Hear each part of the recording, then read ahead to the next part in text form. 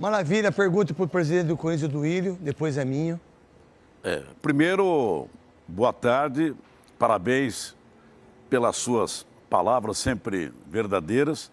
Um prazer enorme que você esteja aqui. E a minha pergunta é o seguinte, o seu gerente de futebol ontem, depois do jogo, disse categoricamente que o Corinthians deve mais de 900 milhões de reais e que tem um estádio ainda para pagar de mais de 1 bilhão de reais e por isso essa necessidade de venda de jovens. Eu vi várias faixas ontem lá no estádio protestando contra a diretoria por essa venda de jogadores. E ele disse que não vai parar, que precisa vender porque tem contas para pagar.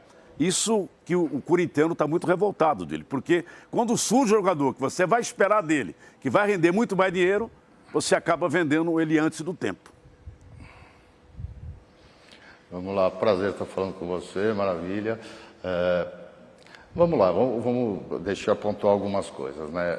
Em relação ao que foi dito ontem, isso é público, a dívida de 900 milhões aproximadamente. Muitos de vocês, colegas, né, jornalistas, divulgam isso diariamente, contestando inclusive que passa de 1 bi, que o Corinthians não pagou nada nesses anos.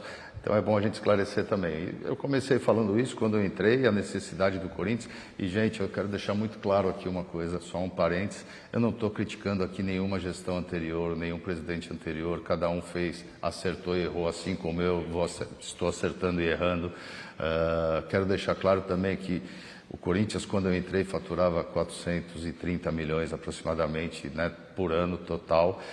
No meu segundo ano de gestão, a gente praticamente dobrou. Esse ano de 2022, nós fechamos com 876 milhões de arrecadação, chegando ali próximo ao Flamengo, sem ter conquista de títulos. Esse ano a gente tem tudo para superar e a gente trabalha para chegar na marca de 1 bilhão.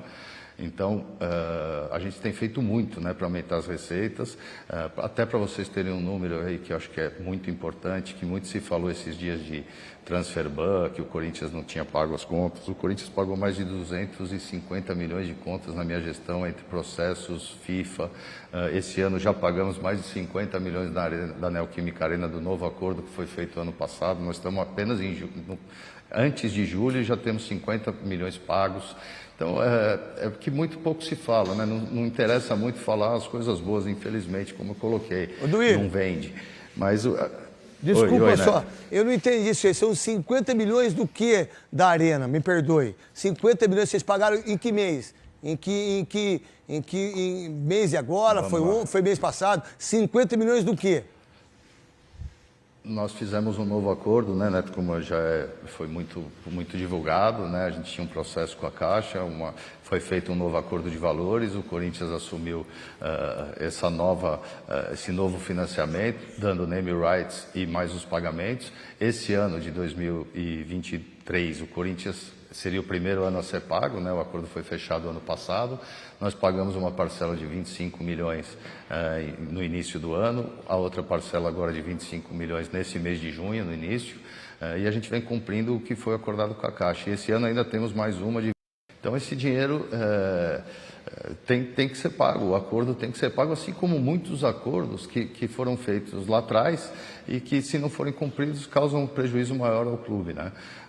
E o que eu não quero fazer é deixar com que o próximo passe o que eu tenho passado aqui, de estar sempre correndo atrás de resolver problema em cima da hora, mesmo sabendo que já melhorou demais, né? O que eu coloquei. Para vocês terem uma ideia, na minha gestão, do dia que eu entrei até hoje, no meu primeiro ano de mandato, a gente teve um lucro operacional, né, um resultado operacional. Isso, para deixar claro, seria o que entrou de dinheiro do dia que eu assumi até o fim do ano, e o que nós gastamos dentro da gestão de receitas. Então, se você esquecer a dívida, o Corinthians é como um exemplo, né? O Corinthians tivesse nascido o dia que eu cheguei, hoje, no primeiro ano, teria dado um lucro de 140 milhões e no segundo ano de 2022 de 180 milhões. Mas a gente tem dívidas do clube, não é de um presidente, de outro, é do Corinthians, e o Corinthians precisa honrar. Então, esses 900 milhões existem e a gente tem pago os juros dele, assim como eu coloquei, e mais de 250 milhões nesses 2 anos só em processos que poderiam causar problemas na FIFA, transfer ban e etc. Então, o dinheiro tem que sair de algum lugar e eu não acho, Neto, que... é lógico que é momento, mas desculpa, né, só para finalizar. Não, pode não acho que... A gente está finalizando a venda do Pedro, né? Os valores vão ser divulgados agora, é isso mesmo, são 9 milhões de euros por 50% dos direitos.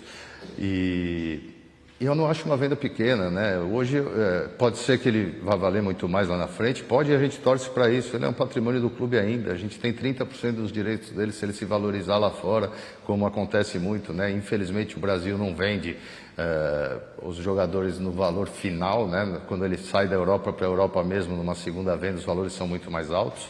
Isso é do mercado, não só no Corinthians, em qualquer outro clube.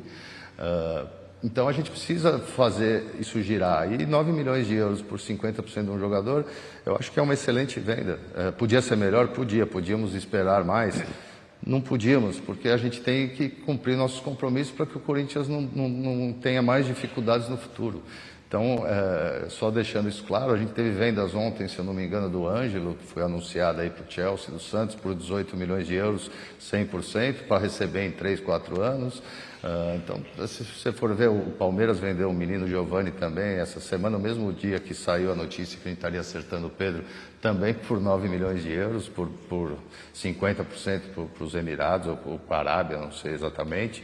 É o valor de mercado, né? A gente tem alguns específicos que saíram por mais, mas eu acho que é dentro do previsto, de um jogador que ainda é uma promessa. Ele pode valer muito mais e pode não valer nem perto do que nós arrecadamos agora, mas isso é só o futuro vai dizer, e ele vai, se Deus quiser, performar muito para que a gente tenha também mais uma parcela boa nesses 30%.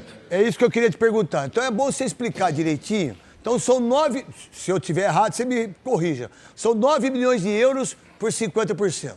30%, se ele for vendido do Zenit para qualquer time por 100 milhões, vocês têm 30 milhões de euros, certo? Perfeito. E 20%, não sei se fica para o Fernando Garcia, para o empresário dele, para ele, não me interessa. É do jogador. É do jogador. Então é vamos do lá. jogador, Neto. Vamos lá. É verdade que vai ser em 3 vezes, 3 parcelas? Quais vai ser os dias das parcelas e como vai ser isso? Ô Neto, eu não queria falar, assim, o telefone não para de tocar desde que saiu essa matéria. A gente tem 900 milhões de dívidas, né? Então, se eu falar a forma de pagamento, a fila aqui na porta fica gigante. E a gente tem muita coisa para pagar. Tá certo. Mas foi um bom negócio, atende o Corinthians imediatamente nas nossas necessidades. Existe a preocupação que foi noticiada esses últimos dias, que o Corinthians está proibido 6 meses de contratar. Isso não é verdadeiro. Existe uma possibilidade de transfer ban, a janela abre no dia 3. Se o Corinthians não quitar umas dívidas, ele pode sim ter a janela bloqueada, mas isso não vai acontecer. Nós já estamos resolvendo isso entre hoje e amanhã. Já temos condições de resolver, então a gente vai conseguir registrar jogadores que cheguem. Por enquanto, ainda só um jogador confirmado, mas a gente trabalha para reforçar um pouco mais, mas sempre com o pé no chão e responsabilidade, Neto.